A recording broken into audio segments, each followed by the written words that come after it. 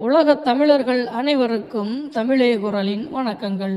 ஒரு நாள் 234 தொகுதியிலும் போட்டியிட ஆள் இருக்கா என்று கேட்டவர்கள் இன்று நீங்கள் போட்டியிட்டு வென்று விடுவீர்களா என்று கேட்கின்றார்கள். இது எவ்வளவு பெரிய வளர்ச்சி, எவ்வளவு பெரிய மாற்றம்! எதிரிகள் தடுமாற துவங்கி இருக்கின்றார்கள் என்பதுதான் நாம் கூற வேண்டும். செந்தமிழன் சீமான் என்ற ஒற்றை தனி மனிதன் தொடர்ச்சியாக தமிழ்நாட்டில் தமிழ் தேசியத்தை வளர்த்து கிட்டத்தட்ட தன்னுடைய பாதி ஆயுள் காலத்தை இதற்காகவே செலவு செய்து தமிழ் தேசியத்தை தமிழ்நாடு முழுவதும் கொண்டு போய் சேர்த்திருக்கின்றார். இவர் தனக்கான அந்த தமிழ் தேசிய சிந்தனையை மக்கள் மனதில் விதைப்பதற்கு முன்பு இயக்கமாக இருக்கும் பொழுது இது புதுவிதமாக இருக்கிறது என்று விமர்சித்தார்கள். பிறகு 2016ஆம் ஆண்டு அரசியலில் ஈடுபட்ட பொழுது இந்த கட்சியெல்லாம் 234 தொகுதியிலும் போட்டியிட ஆள் இருக்கிறதா என்று கேலியும் கிண்டலும் செய்தார்கள்.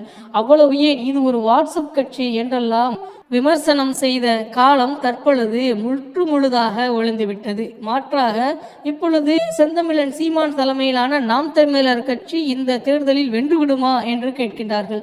வளர்ச்சி என்பது இவர்கள் நினைப்பது போன்று ஒரே வருடத்தில் திடீரென்று கட்சி ஆரம்பித்து அடுத்த வருடத்தில் தேர்தல் நின்று 3வது வருடத்தில் வென்று ஆட்சி அதிகாரத்தை பிடிப்பதல்ல. குறைவாக சிறிது சிறிதாக நித்தம் உண்மையை விதைத்து, மக்கள் மனதில் புரட்சியை விதைத்து, நேர்மையான கருத்துக்களை விதைத்து, கொள்கைகளை விதைத்து வருவதுதான் அந்த வளர்ச்சி. அதுதான் அடிப்படை அரசியல் மாற்றம். மிகப்பெரிய அளவிற்கு வெகுகால தொலைவிற்கு எடுத்து செல்ல முடியும்.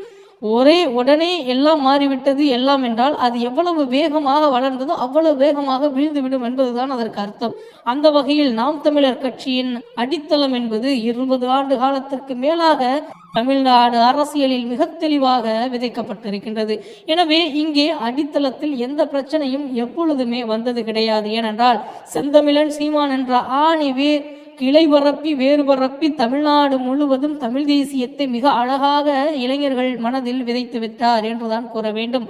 சீமான் அவர்கள் தங்களுடைய அரசியல் நிலைப்பாட்டிலிருந்து ஒரு துளி அளவு கூட மாறியது கிடையாது. தொடர்ச்சியாக தமிழர் என்று பேசினார்.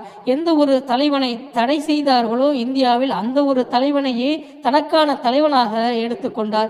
எந்த கொடியை அங்கே தடை செய்தார்களோ அந்த கொடியையே தனது கட்சி கொடியாக எடுத்து சென்றார். இப்பொழுது அங்கீகரிக்கப்பட்ட மாநில கட்சிகளில் ஒன்றாக நிலைத்து நிற்கின்றார். தொடர்ச்சியாக அரசியல் களத்தில் போராடி கொண்டு இருக்கின்றார். இது எவ்வளவு பெரிய வளர்ச்சி, எவ்வளவு பெரிய மாற்றம் என்பது இவரை பற்றி கண்காணித்து கொண்டிருக்கும், பார்த்து கொண்டிருக்கும், மேலும் இவரை பின்தொடர்ந்து கொண்டிருக்கும் ஒவ்வொருவருக்கும் தெரியும். தொடர்ச்சியான மாற்றங்கள், தொடர்ச்சியான அனுபவங்கள், தொடர் தோல்விகள், இது எல்லாம் வெற்றிக்கான மிக சரியான பாதையில் இவர் எடுத்து சென்று கொண்டிருக்கின்றார் என்பதற்கான உண்மை. தமிழர்